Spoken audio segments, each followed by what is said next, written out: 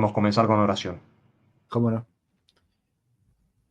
In nomine Patris et Filii et Spiritus Sancti. Amen. Veni Sancte Spiritus repleturum corda fidelium et tui amoris in eis ignem accende. Emite Spiritum tuum et creabuntur. Et renovabis facem terre.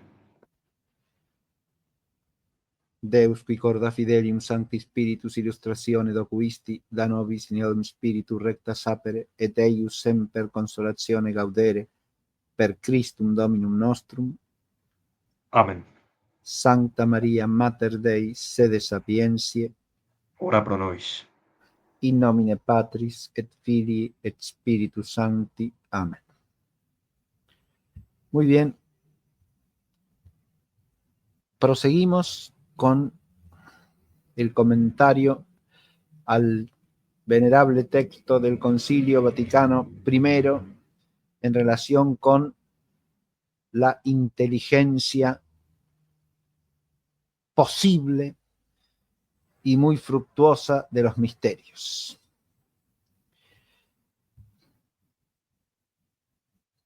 La afirmación fundamental del párrafo que estamos comentando es que la razón iluminada por la fe puede alcanzar cierta intelección y muy fructuosa de los misterios, dándosela a Dios, y cuando busca, cuidadosa, piadosa y sobriamente. Y estamos en el comentario de ese triple modo de la búsqueda, ¿no? Hicimos hincapié en que hace falta una búsqueda. Es lo que ha de poner el hombre, es lo que tiene para poner de su naturaleza humana esa búsqueda racional en pos de la intelección de la verdad.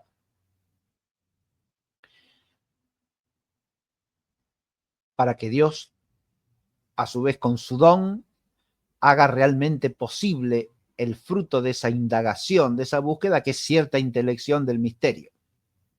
Pero la búsqueda no puede ser de cualquier modo. La búsqueda tiene que estar también abarcada por el don sobrenatural en cuanto a su modo. Y por eso debe ser una búsqueda, primero, rigurosa, con el rigor propio de la inteligencia racional aplicada a la intelección de los misterios.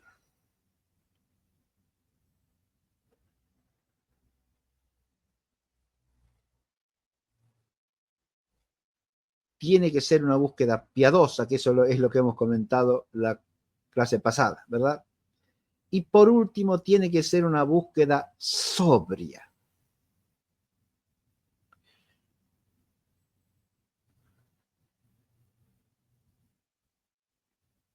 El término que hace alusión a la sobriedad aquí es el término latino que conservamos en castellano. El texto latino dice sobrie, sobriamente, cum querit, sedulo, pie et sobrie. Sobriamente. Esa sobriedad aquí mentada no es la sobriedad que definimos ordinariamente como parte de la templanza, si es que a la templanza la definimos como la moderación racional del apetito concupiscible. ¿Se advierte? Porque acá el apetito concupiscible como apetito infrarracional no parece que tenga mucho que ver. Acá hablamos de una templanza propia del espíritu, intrínseca al espíritu, es una templanza de la inteligencia. Así como cabe hablar de la templanza que la racionalidad, la inteligencia racional y la voluntad como apetito racional ponen en el apetito concupiscible para ordenarlo moralmente, porque puede desordenarse, puede desequilibrarse, debe ser debidamente imperado por la razón. Tenemos que entender que la propia razón puede perder la moderación.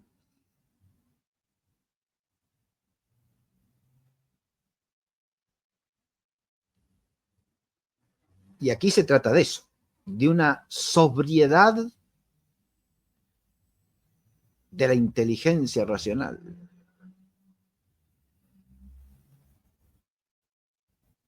Pero entonces nos preguntamos, pero si la inteligencia es la que modera al apetito concupiscible precisamente porque es superior en la jerarquía natural, ¿no?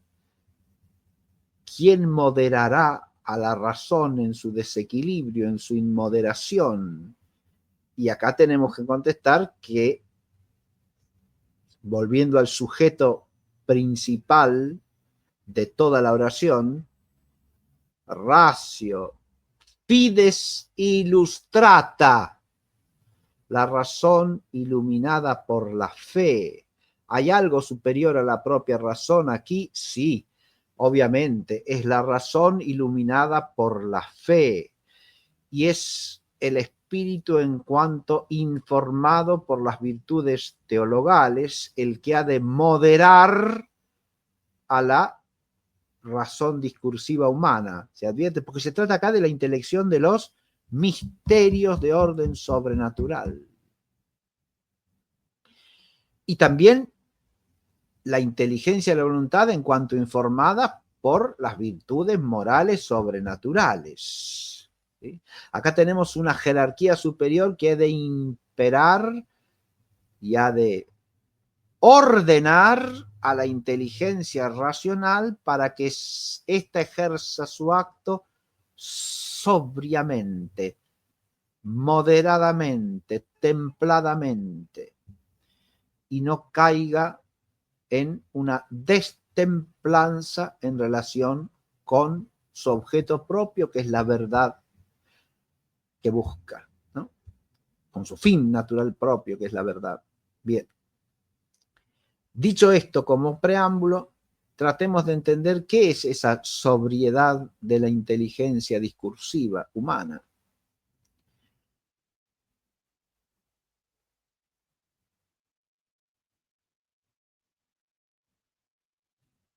La sobriedad suele definirse como la moderación en el comer y el beber, ¿no?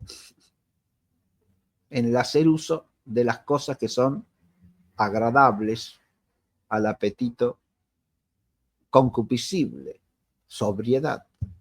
Pero esa sobriedad del comer y el beber aquí solamente se puede entender de un modo analógico y por una analogía más bien impropia, ¿no? De nuevo, esa definición no nos guía mucho. Aquí se trata de una templanza propia de la inteligencia racional. Lo que sí nos ilumina, y mucho, es una virtud de la que habla Santo Tomás y a la que llama él estudiosidad. Esta también es parte de la templanza, pero es una templanza propia en gran parte del ejercicio y uso de la inteligencia. Pero en cuanto a esta, depende también de la voluntad, ¿no? Y como la voluntad va ligada al apetito concupiscible, también entra aquí como algo que hay que ordenar y moderar. Recordemos que la estudiosidad es una virtud opuesta a dos vicios. Dos vicios. Uno que se llama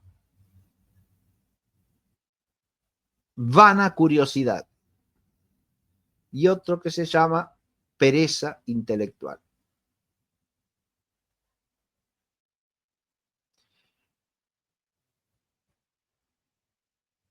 En estos dos casos, el esfuerzo de aplicar la inteligencia para conocer intelectualmente algo se desvía.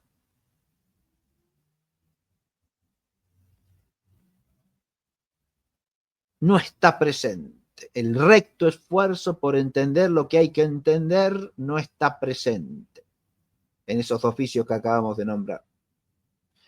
En un caso no está presente porque no se hace el esfuerzo debido. Es el caso de la pereza intelectual. No aplico la inteligencia a lo que debo aplicarla.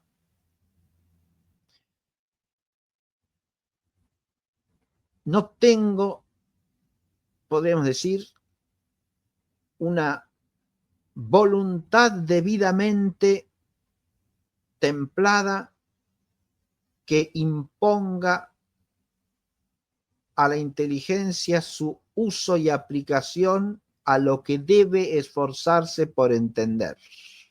¿Está claro?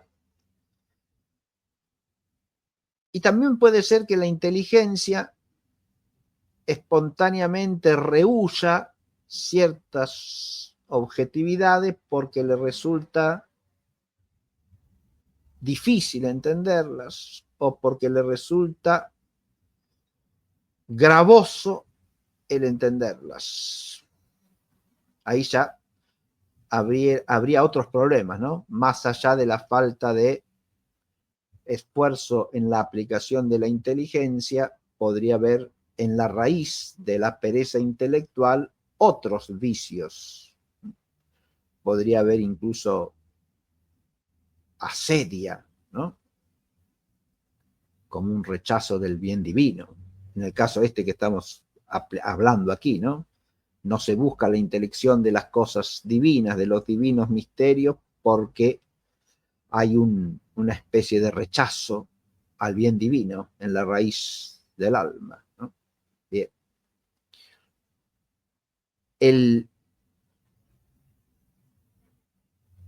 Fíjense ustedes que se abre ahí un panorama enorme de problemas espirituales, ¿no? Ya cuando nombramos la sedia aparece todo un panorama complejo. Pero del otro lado, si se trata simplemente de pereza intelectual, sería una falta de tensión vital del ejercicio y uso de la propia inteligencia, ¿verdad? Simplemente es eso. A veces por falta de hábitos de estudio. Pero no olvidemos nunca la conexión que la inteligencia tiene aquí con la voluntad, ¿no? Porque, como dijimos en clase anterior, la inteligencia se aplica a aquello que interesa al hombre. Y en el interés está de por medio la petición de cierto bien, está la ocupación y preocupación con ese bien, y está el afecto dirigido a ese bien, ¿no? Si nosotros no estimamos cierto bien, si no lo cultivamos de manera que nos ocupemos en él y nos preocupemos por el bien comprometido, y si no tenemos un afecto auténtico para con ese bien, no nos movemos hacia él, ¿no? Podría haber desprecio de la inteligencia de las cosas de la fe, podría haberlo y cabe, ¿sí? De hecho, hay diversos desvíos o extravíos a lo largo de la historia del cristianismo que tienen que ver con el rechazo de la inteligencia de la fe, de lo que, de nuevo con la expresión de San Anselmo, llamamos intellectus fidei, ¿no? Ha habido posiciones irracionalistas, fideístas, pietistas, que consideran que la intelección es un enemigo de la fe, no un bien. ¿Está claro? Ahí ya habría prejuicios heréticos que apartarían a la inteligencia de la estudiosidad, ¿verdad?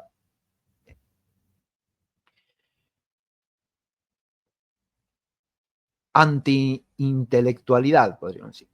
La fe con la inteligencia no tiene nada que ver. Advirtamos desde ya que decir eso y decir que la fe cristiana no tiene nada que ver con la verdad, entre una cosa y la otra no solo hay afinidad, sino que hay apenas un pasito, ¿verdad? Porque si no tiene nada que ver con la inteligencia, la fe y con el razonar, es porque no tiene nada que ver con la verdad, porque inteligencia y razonamiento se ordenan a un fin propio que es la verdad. ¿Está claro? De ahí que el pietismo en el ámbito protestante termine en esa afirmación de Spener, el fundador del pietismo luterano alemán en el siglo XVII, que dice que el cristianismo no tiene nada que ver con dogmas, nada más y nada menos, se da cuenta.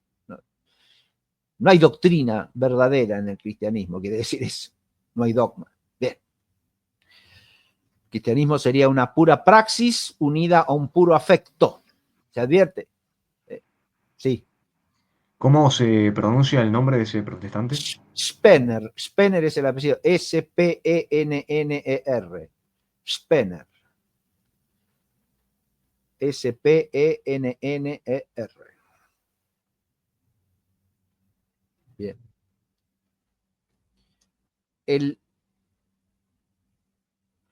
Pero también ese desvío se dio antes, ¿no? Es decir, recordemos, por ejemplo, el rechazo del movimiento que se llamó espiritualismo franciscano en el siglo XIII y que tiene sus inicios aún en vida de San Francisco. El rechazo al estudio teológico socapa de pobreza y humildad.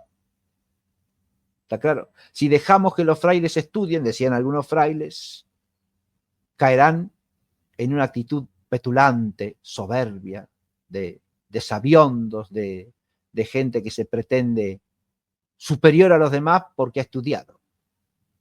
Nosotros tenemos que ser pobres, ¿está claro?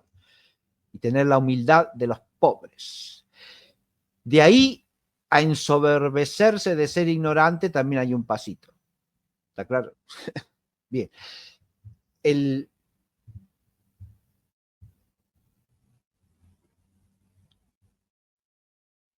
Quien puso orden en ese problema fue nada más y nada menos que San Buenaventura, al ser designado ministro general de la orden franciscana, ¿no?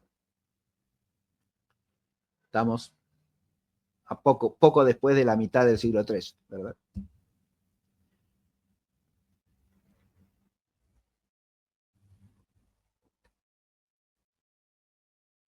El propio San Francisco ya había dado una respuesta totalmente equilibrada al asunto cuando se le consultó. Cuando llega a San Antonio de Padua y se incorpora a Italia, y se incorpora a la orden franciscana naciente, ¿no? San Antonio de Padua era un portugués sumamente culto en materia teológica, que se había formado como canónigo regular de San Agustín,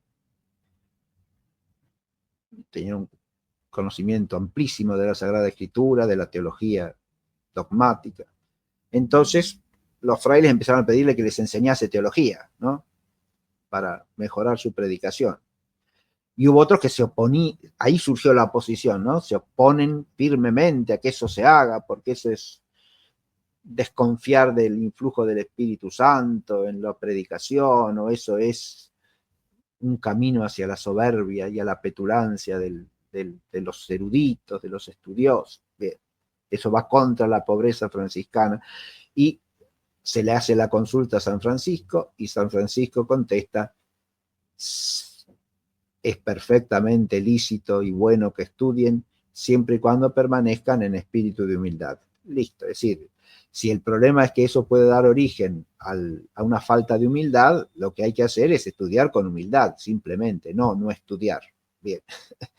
Pero advirtamos lo siguiente, a eso hay que agregar una cosa, y es que estudiar es un signo de humildad en el hombre. Porque estudiar, ahí viene la virtud de la estudiosidad, ¿no? Estudiar es reconocer que yo no soy la verdad ni la poseo plenamente, sino que necesito buscarla, necesito acercarme a ella cada vez más. Soy necesitado, soy indigente. Es el reconocimiento de la propia pobreza, precisamente, la estudiosidad. La estudiosidad es esencialmente humilde. ¿Está claro? Es cierto que se puede desviar y que el hombre puede estudiar simplemente por vanidad, por soberbia, por supuesto que sí, pero el estudio de las cosas que son misterios, precisamente es lo más alejado posible de ese tipo de estudio, de desvío, que sería la erudición presuntuosa, vana. Eso tiene que ver con la vana curiosidad que dice Santo Tomás. Ahora voy a ir a ese otro extremo, ¿no? A esa otra desviación viciosa. Pero la pereza intelectual no es un bien, la pereza intelectual es un grave mal, es un vicio tremendo en el hombre, ¿no? Pero recordemos esto, es no aplicar la inteligencia a lo que se debe aplicar. ¿Está claro? Ahí hay una exigencia, hay verdades que debemos conocer. Ya le atiendo, Ezequiel. Hay verdades que debemos conocer, que nos reclaman nuestra inteligencia y por lo tanto la búsqueda racional, ¿no? Y si hay verdades de ese tipo, las supremas de todas son las verdades reveladas, claro. ¿Cómo no vamos a tener necesidad, menester de conocer lo más plena y profundamente que podamos las verdades reveladas? ¿Sí? Que son las verdades supremas, las más dignas, las más elevadas y aquellas de las que depende nuestra salvación y por lo tanto nuestro destino eterno. ¿Qué verdades a las que nos debamos más que esas? Se advierte. De modo tal que cuando dice sobrie el texto de la Constitución, ¿a qué estará apuntando? ¿A qué clase de sobriedad? No solamente al corresponder con el deber de estudiar lo que se debe estudiar, que es lo que dice la estudiosidad, sino que la sobriedad aquí tiene que ver con el que la inteligencia se aplique proporcionadamente a la verdad según la importancia de la verdad. ¿Se entiende? Y como acá se trata de las verdades supremas y se trata de Dios mismo, que es la verdad primera, sobriedad no quiere decir, no puede querer decir acá poca cantidad. ¿Se entiende? Quiere decir que nosotros, al aplicar la inteligencia al misterio, no pretendamos entender más de lo que podemos entender, ni finjamos entender menos de lo que podemos entender. ¿Está claro? La sobriedad acá es la aceptación y el cultivo de la actitud auténticamente humilde de la inteligencia ante el misterio. Y auténticamente humilde quiere decir al mismo tiempo magnánima. ¿Qué quiero decir con esto?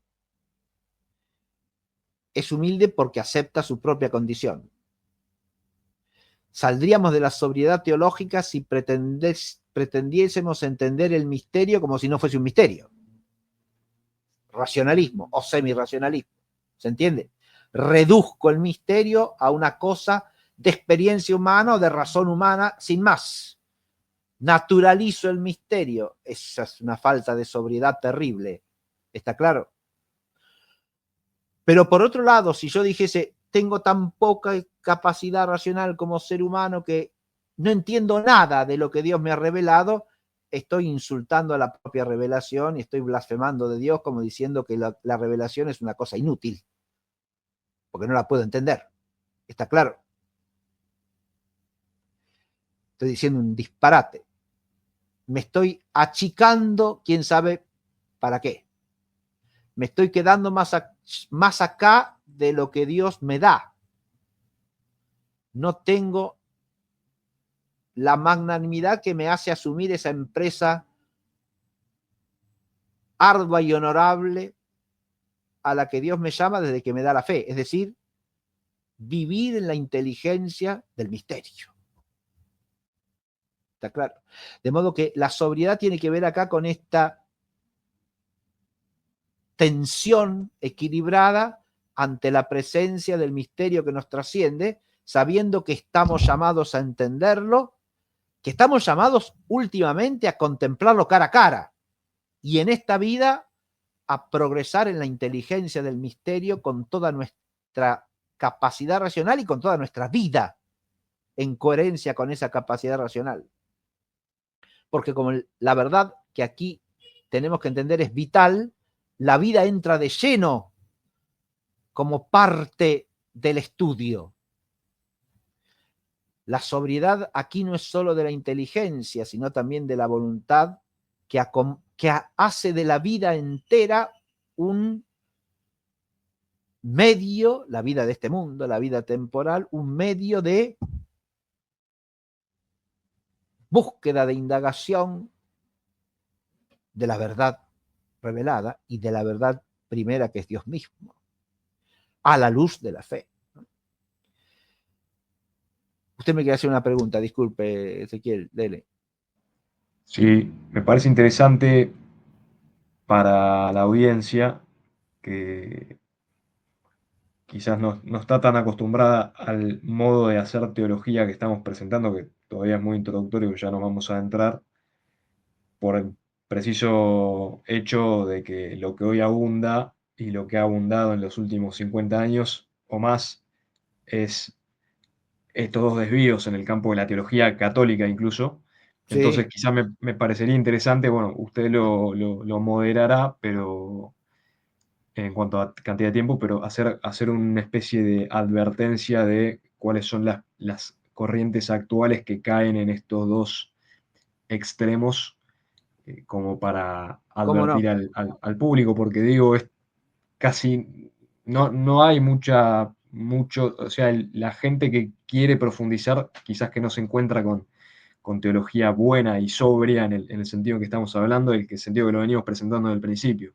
Bien, bien. Ahora termino primero con la otra desviación básica de la estudiosidad y después voy a eso, Ezequiel, ¿cómo no? Porque por un lado hemos apuntado lo que sería la pereza intelectual, ¿no? La pereza intelectual ante los misterios de fe ya apuntaba a San Anselmo, y lo dijimos, y lo repito ahora, parece ir de la mano de una falta de amor a la verdad revelada. Porque si no me ocupo racionalmente de las verdades que creo, dice San Anselmo, es como si esas verdades no me importaran. Y si no me importan las verdades que Dios me ha revelado, es porque en definitiva no me importa Dios mismo. Y parece que eso que dice con tanta claridad y al mismo tiempo con tanta contundencia, San Anselmo no tiene escapatoria, ¿no? Si no me ocupo de eso es porque en el fondo no me importa. Y si no me importa eso, dirán los místicos, es porque tengo el alma llena de otras cosas, ¿no? Y ahí viene la vana curiosidad. ¿Qué es la vana curiosidad que se opone a la estudiosidad?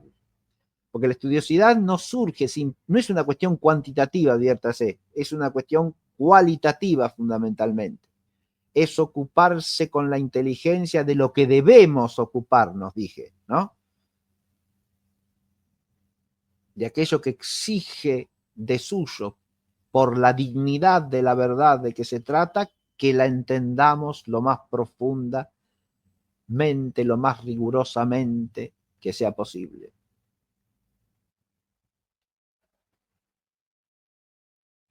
Y la verdad de los misterios de la fe es supremamente esa verdad que nos exige, que nos reclama que estemos pendientes de ella y que dirijamos el supremo esfuerzo de nuestra inteligencia a ella. Pero claro, se trata de misterios. De ahí que si la inteligencia es sobria aquí, será una inteligencia humilde y magnánima a la vez, será una inteligencia que reconozca su límite, pero reconozca al mismo tiempo que Dios la ha elevado y la ha capacitado para alcanzar cierta intelección de los misterios. Y reconocer el don es humildad. ¿Está claro? Es auténtica humildad. Porque la humildad es la verdad, como decía Santa Teresa, es decir, es reconocerse lo que uno es realmente y lo que Dios ha querido que uno sea. Si Dios nos ha creado como seres humanos, o sea, con inteligencia racional, quiere que entendamos. Y si Dios nos ha dado el don de la fe en el bautismo, nos ha hecho creyentes por la gracia bautismal y por la fe bautismal, quiere que profundicemos nuestro conocimiento de las verdades reveladas, que son el objeto propio de la fe divina, y que profundicemos nuestro conocimiento de Dios mismo, que es el objeto formal de la fe, porque la fe es virtud teologal. Y es virtud teologal porque es fe en Dios, que nos lleva a Dios, que hace que nuestra inteligencia se relacione sobrenaturalmente con la verdad primera, sobrenaturalmente con la verdad primera, según el don de la gracia que nos hace capaces por la fe de conocer las verdades reveladas. ¿Sí? ¿Qué es la vana curiosidad de la inteligencia humana? Que esa se da también en el orden natural. La vana curiosidad es aplicarse con denuedo y constantemente a cosas, aplicar la inteligencia y el razonamiento a cosas que son poco importantes o que incluso no nos compete conocer. Aún cosas que no tenemos derecho a indagar. Pero que conocer satisface nuestra vanidad o algún retorcimiento del apetito humano. ¿Está claro? La vana curiosidad es un campo vastísimo. Podemos ejercitar vana curiosidad respecto de múltiples objetos. ¿Sí? No es la sana curiosidad de la inteligencia que procura entender las cosas en general y se aplica proporcionadamente a cada objeto que le es lícito conocer según la importancia que el objeto tiene. ¿Quedó claro eso? Lo digo de nuevo, porque es fundamental para entender cuándo es sobria la inteligencia, ¿no? No se trata de la sana y recta curiosidad, es decir, apetito de entender, que es un apetito natural de la inteligencia. Es claro eso, ¿no? La inteligencia tiene su apetito natural.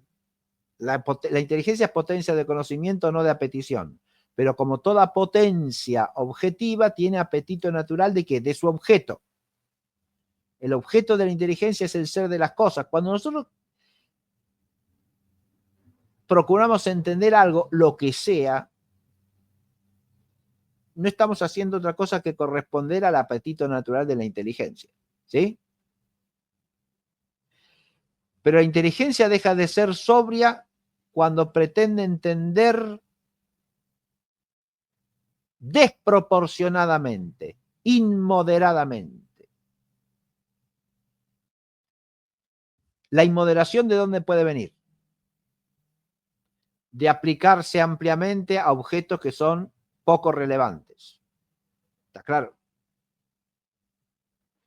Me la paso discurriendo de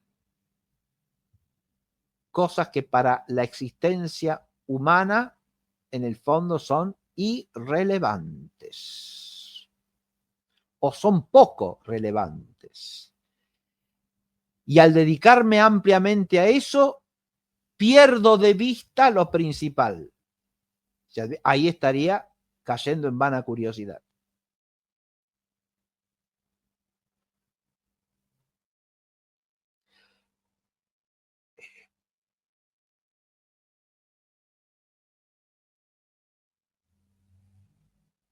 Podríamos poner múltiples ejemplos de esto, ¿no?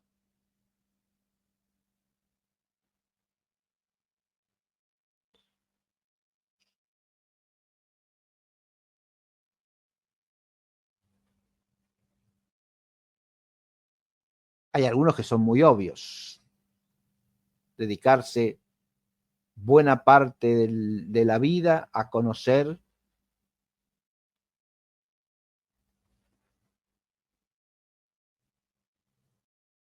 qué le pasa constantemente a los actores y actrices de cine, teatro y televisión que andan dando vueltas por el mundo. Por ejemplo, ¿sí? ¿Hay algo de eso en la realidad de nuestras sociedades? Dije los actores y actrices, podría decir los futbolistas o los deportistas de los deportes populares en general y daría lo mismo, o podría decir los funcionarios de los gobiernos y también sería otro tanto, ¿sí? Bien.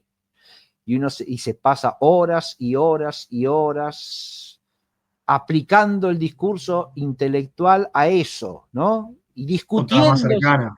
Sí. Una más cercana también que se ve mucho, incluso en ambientes de supuesta buena formación, es estar constantemente viendo qué estornuda el Papa, ¿no? Ah, perfecto, muy bien. Eso también es vana curiosidad, ¿no? ¿Qué desayunó el Papa ayer? ¿Qué sé yo? Todas esas cosas que, ¿cuál es o seguir constantemente la actividad del Papa? Ahí también hay una inmoderación absoluta y dedicarse a hacer discursos y el Papa va a hacer esto, va a hacer presuntas indagaciones prospectivas que requerirían de un don de profecía casi, ¿no? Entonces uno no sabe de qué se está hablando, con qué sentido intelectual. Bien. Pero eso, ahí hay todo un amplio terreno de vana curiosidad que tiene que ver con lo que podríamos llamar falso sentido de lo actual, ¿no? Si uno ocupa la inteligencia en el acontecimiento actual, está bien ocupada. En cambio, si usted se dedica a hablar de algo que pasó hace 1700 años, como el Concilio Primero de Nicea, entonces eso sería una cosa que a quién le interesa, a quién le importa. Si en lugar de estar hablando usted de, como dijo, el estornudo del Papa, usted se dedica a hablar del primer concilio ecuménico en la historia de la Iglesia, que es el Concilio Primero de Nicea,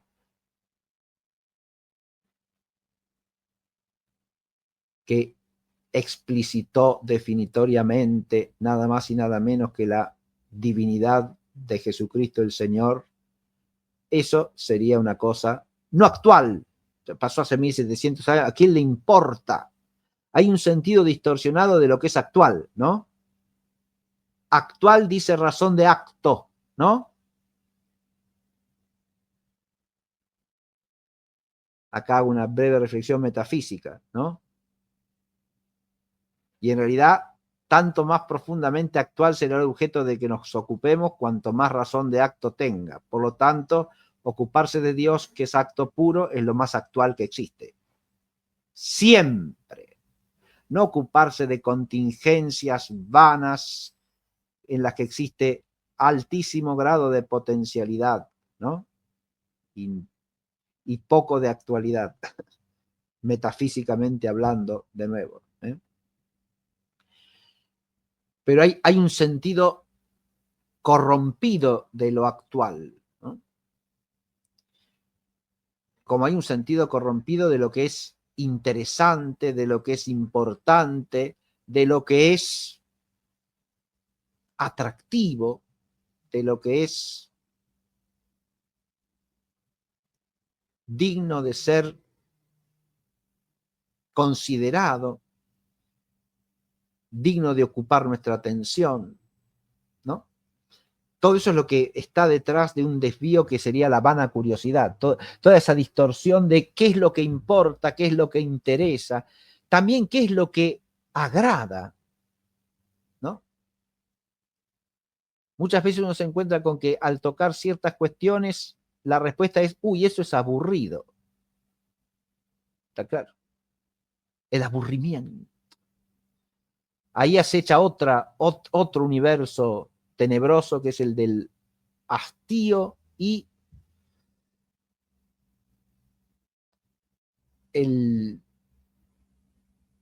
podríamos decir, el tedio también de lo bueno. Hay un hastío y un tedio saludables, que son el hastío y el tedio del mal. ¿Sí? Cuando uno se hastía del mal camino, está en vías de conversión, ¿no? Ahora, si uno se hastía del bien, está en el precipicio de la perdición. Se advierte. Y si uno se aburre con las cosas más importantes y elevadas, es porque tiene el espíritu malsano. ¿Mm?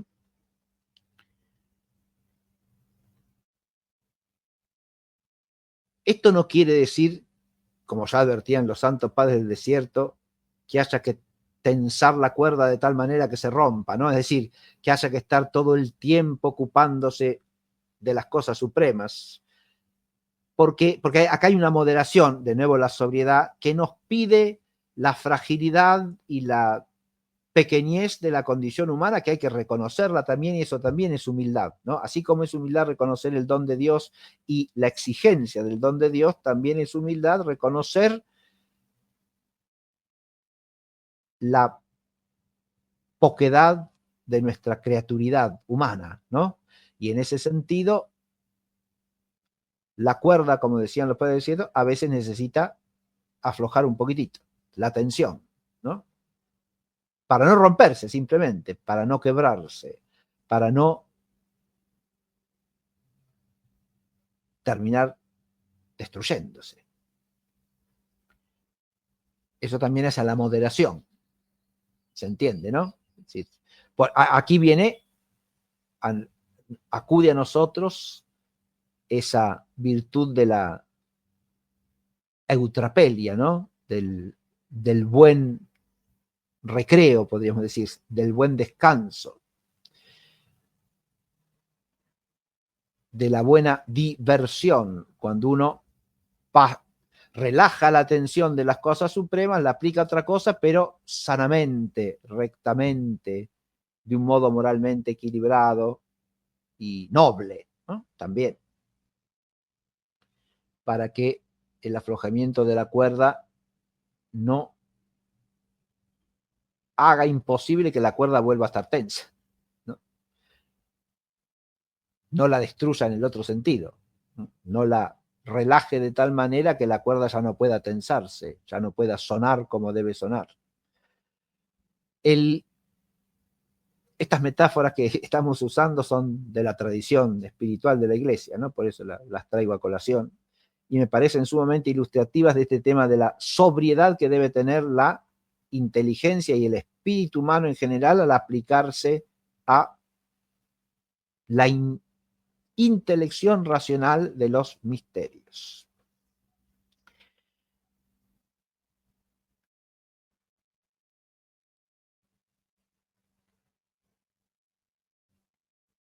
Hay una sobriedad fundamental que tiene que ver con el respetar el carácter de misterio del misterio en la indagación teológica. Eso simplemente lo enuncio porque en lo que nos queda por explicar del párrafo, eso va a aparecer claramente. Y apunto dos de los temas que tenemos que desarrollar en la clase próxima. Uno es el de la analogía, porque las vías de la intelección teológica, no ya el modo de la búsqueda, sino las vías que hay que transitar, son básicamente dos. Una se llama en la tradición teológica católica analogia entis, y la otra se llama analogia fidei, analogía del ente o del ser y analogía de la fe. Si perdemos el sentido de la analogía, se acabó la sobriedad del discurso teológico.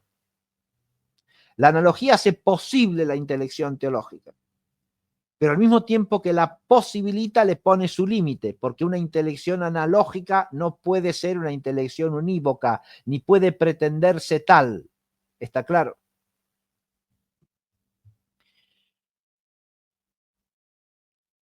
La intelección analógica es la única que es adecuada a la sobrenaturalidad del misterio. Si no respeto la sobrenaturalidad del misterio y lo que hace la inteligencia es reducirlo siempre a lo natural y forzarlo a encajar en las cosas de la naturaleza, entonces suprime el misterio, lo cancela. Esa es la falta de sobriedad radical que llamamos racionalismo y naturalismo. ¿Se entiende? Ha perdido todo sentido de la sobrenaturalidad y por lo tanto toda disciplina de analogía a la hora de entender.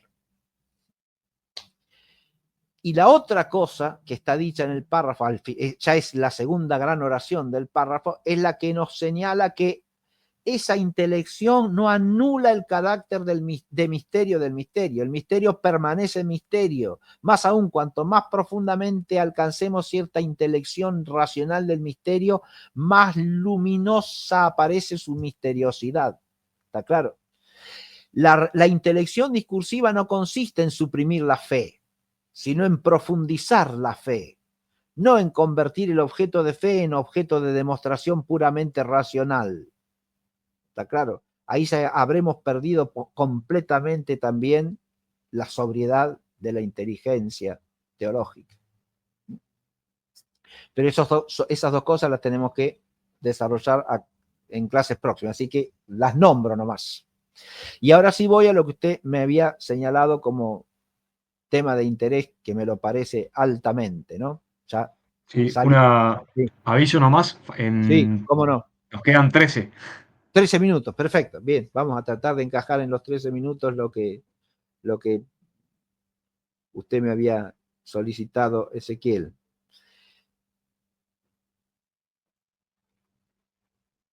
Y se alusiona a esta cuestión de la analogía y del sentido del misterio y de la sobrenaturalidad del misterio como fundamentales para la sobriedad teológica, porque eso es lo que brilla por su ausencia en gran parte de lo que se presenta como literatura teológica a partir de cierta época, ¿sí? Usted habló de los últimos 50, podríamos remontarnos un poco más atrás, ¿sí?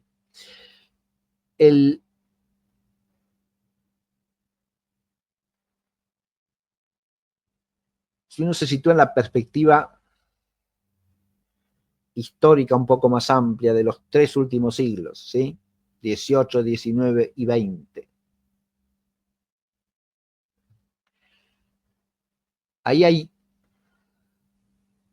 ya en el siglo XVIII, hay 2 tendencias planteadas que son las que influyen hasta el día de hoy en lo que podríamos llamar corrientes desviadas de pseudoteología.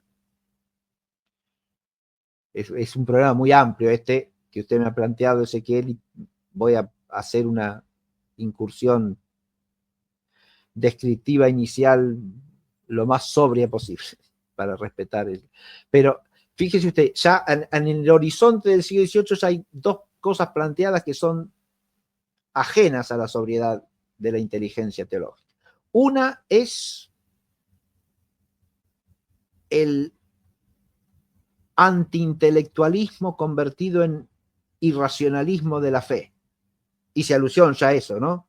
Eso es claramente de raíz protestante. Tiene antecedentes en el nominalismo, por ejemplo. En el nominalismo radical de Occam tiene antecedentes clarísimos, ¿no?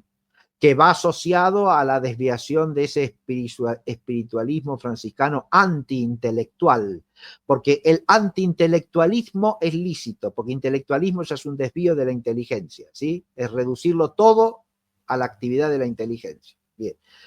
El antiintelectualismo, pero la tendencia antiintelectual es insana radicalmente, porque es destruir la naturaleza humana, ¿sí?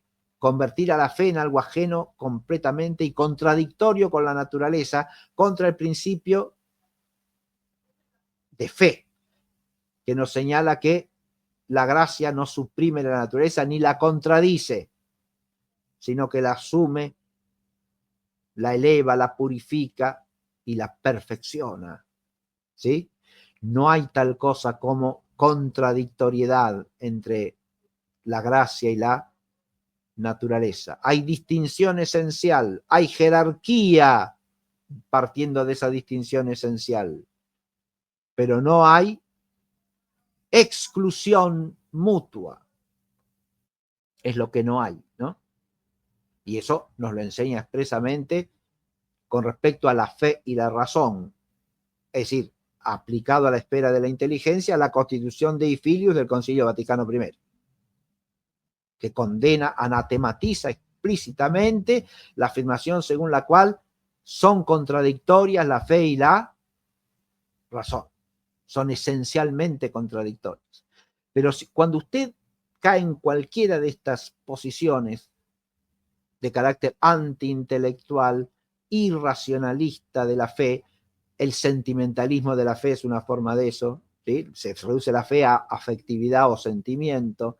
El pragmatismo de la fe, se reduce la fe a ciertas conductas absolutamente desligadas de toda intelección de la verdad, ¿se entiende? No importa qué crea usted, lo que importa es cómo se conduce en determinados ámbitos. Como si en el hombre se pudiese disociar lo práctico de lo teorético, es decir, el conocimiento de la verdad de la vida práctica. Que cabe eso por defecto en el hombre es perfectamente aceptable. Que eso se convierta en sistema, eso es lo que es inaceptable. ¿Se entiende? Usted no puede postular ciertas conductas desligadas de la verdad. Mucho menos puede hacerlo, y ahora viene la otra. Fíjese, hasta ahora lo que he hablado es de esa tendencia que voy a llamar del rechazo de la relación de la fe con la inteligencia. ¿Está claro? Yo hice alusión a Spener hace un rato. Esa tesitura de Spener sigue teniendo amplia presencia hoy día. Es decir, sentimentalismo y praxismo o moralismo del cristianismo existen por todos lados hoy día, ¿eh? Y también en el ámbito de la Iglesia Católica. Para esas tesituras, la aplicación de la inteligencia a las cosas de la fe es despreciable, deleznable. Parte del equívoco de creer que la fe tiene algo que ver con la inteligencia racional.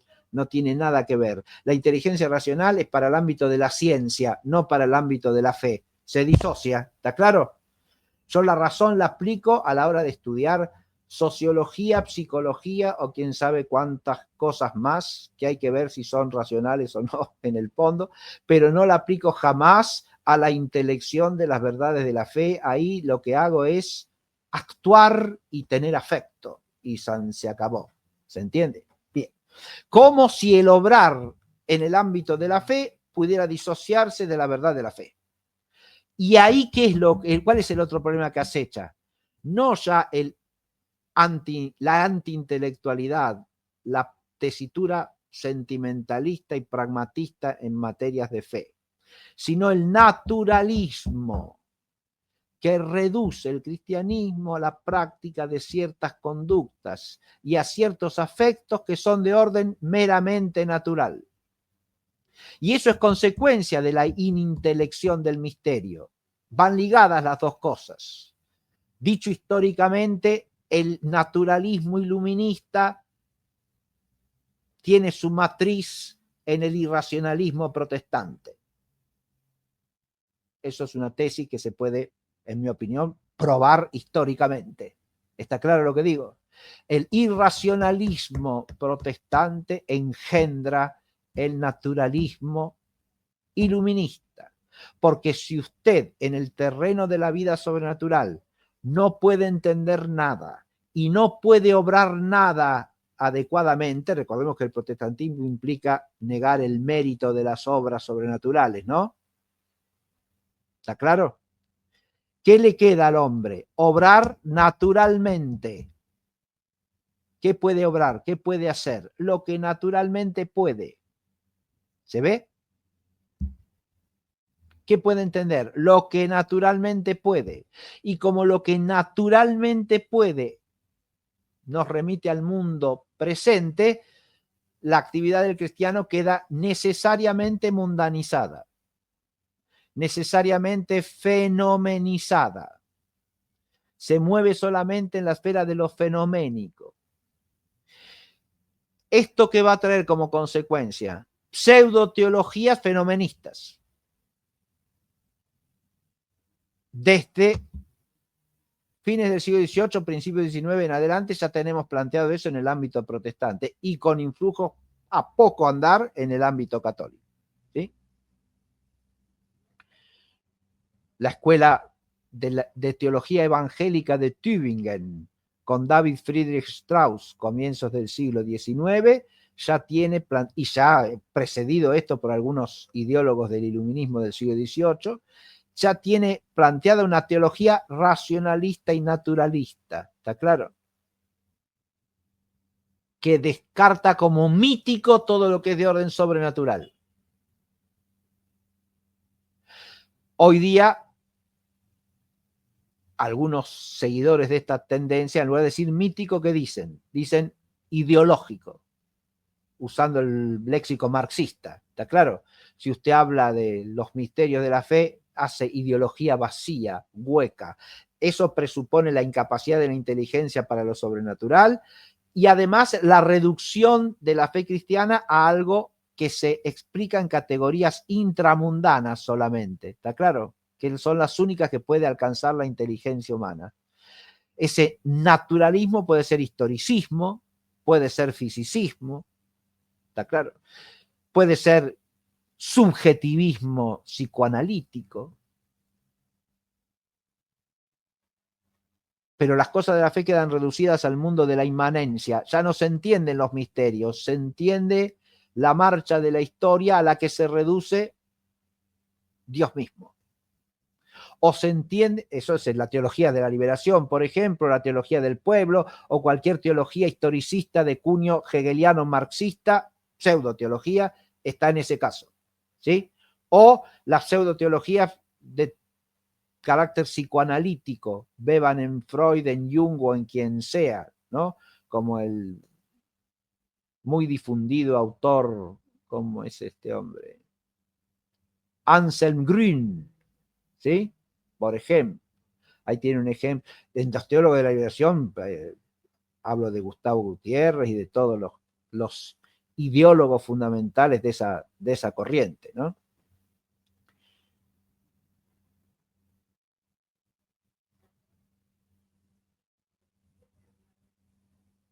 El reducir lo sobrenatural a lo natural es un rasgo común de todas estas pseudo teologías. Pero al reducir lo natural a lo sobrenatural, a lo que llaman natural, que no es natural, sino que es ideología naturalista, ¿se ve? Y en el fondo de carácter racionalista, porque si nos movemos en el terreno del psicoanálisis, nos movemos en el terreno del marxismo, estamos hablando de concepciones en el fondo irracionalistas de la realidad, ¿o no? El materialismo es necesariamente irracionalista.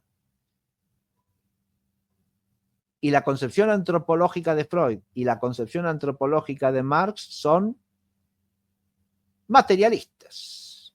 ¿Se advierte? La razón queda disuelta ¿en qué? En algo que se reduce a lo irracional. Advirtamos esto que es fundamental, ¿eh? Porque irracionalismo y naturalismo acá actúan de común acuerdo, podemos decir, sinérgicamente, actúan en composición. De ahí viene la destrucción misma de la racionalidad en estas corrientes. Porque lo racional, dicho en cualquier pseudoteología dialecticista, ¿qué es? Sostener la contradicción como motor de la realidad. ¿Está claro? Entonces, como la realidad es historia y la historia es marcha dialéctica por contradicción, será tan legítimo A como no A. ¿Se advierte? Y habrá que aceptar tanto una cosa como su opuesta. Y los opuestos forman el todo de la realidad progresivamente. Los disparates que se siguen de ahí, tanto en el orden moral como en el orden religioso, son obvios. ¿Está claro? Irracionalismo e inmanentismo naturalista han llevado a la disolución de la razón. Cuando usted ve la afirmación de la contradicción como principio, ya está en el terreno de la ideología pseudoteológica que echa sus raíces tanto en el irracionalismo como en el inmanentismo naturalista. Bien, lo que he hecho más bien un cuadro de situación, pero si uno no advierte, me parece, la profundidad que tiene todos estos extravíos y solamente lanza algunos nombres por ahí, creo que incurre en un enfoque un poco superficial, ¿sí? Pero yo prefiero partir de esto, que sería el cuadro de situación de los principios, y después sí, de ahí usted puede derivarse a tal o cual corriente, tal o cual autor, alguno nombrado, pero nada más que como ejemplo de todo un mundo en el cual la inteligencia humana es ideológicamente desviada a ocuparse solo de qué, del hombre mismo, porque todas esas pseudoteologías son, en el fondo, pseudoantropologías. ¿Está claro? Ni siquiera son antropología, porque no conocen al hombre, conocen una desfiguración ideológica anticristiana del hombre. Y pretenden que eso es la clave de la auténtica teología. Porque ¿qué otra cosa es el materialismo histórico marxista que una pseudoantropología anticristiana? ¿Qué otra cosa es el psicoanálisis freudiano con su irracionalismo radical que una pseudoantropología anticristiana? Usted no puede hacer... Lo que sucede es que en cualquiera de esas corrientes negadoras de toda la tradición y de toda la disciplina intelectual clásica, cristiana y precristiana a la vez, en todas esas formas de pensamiento, la racionalidad misma queda corrompida y postulada una pseudo racionalidad sustitutiva. ¿Se advierte? O usted piensa así o no es racional. O usted piensa según la dialéctica hegeliana o la dialéctica marxista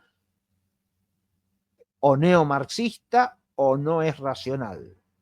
¿Está claro? Sí, O usted, hay una o, ironía ahí porque sí, justamente, ¿no? En todas estas tendencias que son, corríjame si me equivoco, pero tienden a ser antidogmáticas, como decíamos, terminan claro que siendo sí. profundamente dogmáticas en su propio error, ¿no? Sin duda. Es decir, rechazan el dogma para dogmatizar, el dogma verdadero, para dogmatizar errores anticristianos como si fuesen la verdadera teología y el verdadero cristianismo.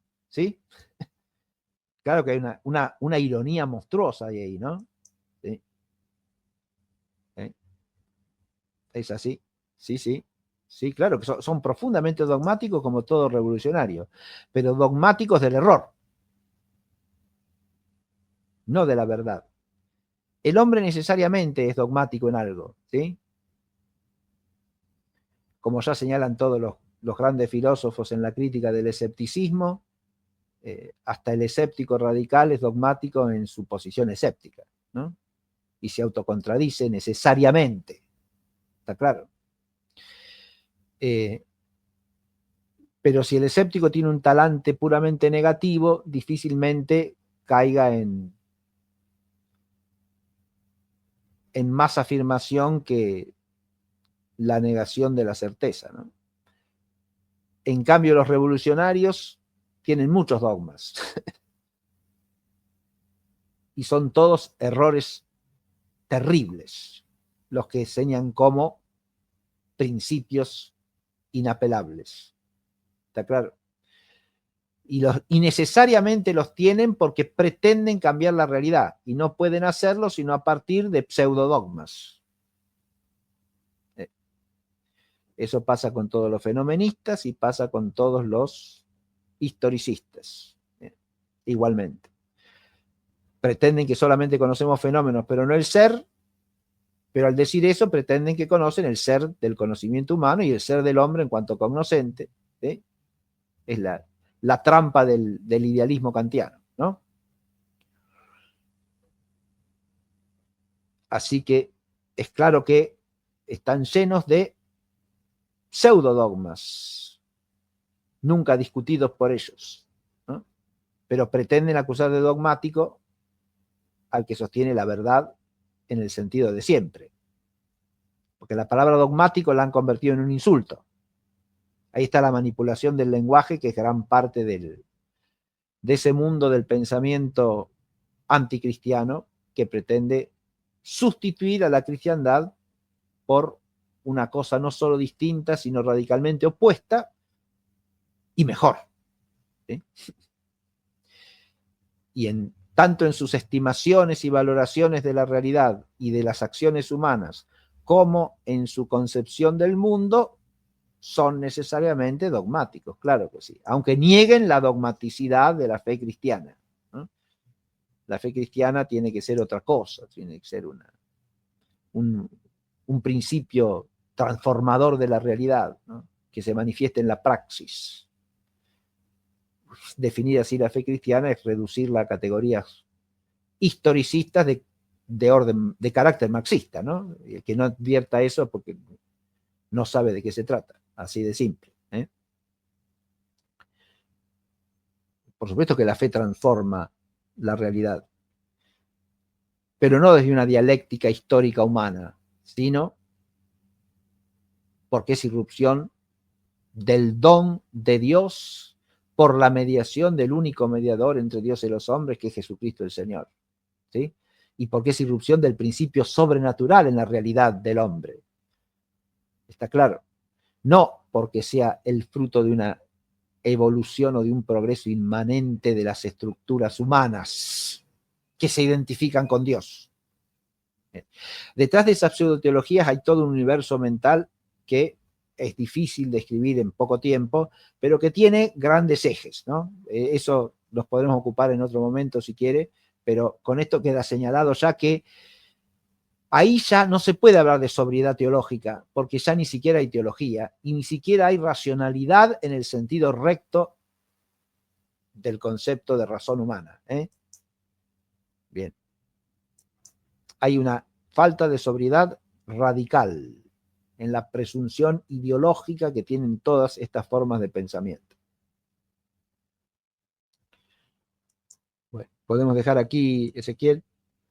¿Cómo no? Entonces, Bien. como un aperitivo para la próxima, veremos el tema de la analogía, ¿correcto? La próxima, sí, vamos a ver las vías por las cuales se da la inteligencia teológica, que según el texto son la comparación de los misterios con el ser de las cosas naturalmente conocidas. Eso es la analogía del ser, ¿no? Bien, Y la comparación de los misterios entre sí y con el fin último del hombre, que es lo que llamamos la analogía de la fe, ¿no?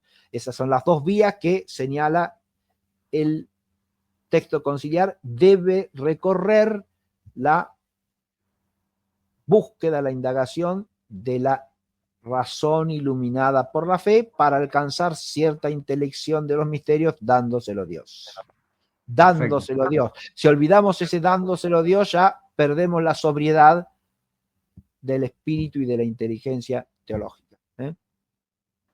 Deo Dante, ¿correcto? Así es, Deo Dante, Deo Que sea Dante, una ejaculatoria, Deo Dante. Deo Dante, Deo Dante, así es. Profesor, bueno, cerramos una oración entonces. ¿Cómo no? Nomine Patris et Filii et Spiritus Sancti. Amén. Amén. Deo gratias, gloria Patri et Filio et Spiritui Sancto. sicut erat in principio, et nunc et semper, et in saecula saeculorum. Amen. María Santísima, ora pro Ora pro nobis, in nomine nobis. Patris et Filii et Spiritus Sancti. Amén. Amén. Muy bien. Si te gusta el contenido, podés donar lo que vos quieras en Patreon, en PayPal o en Mercado Pago. Están todos los links, toda la información en el comentario de este video.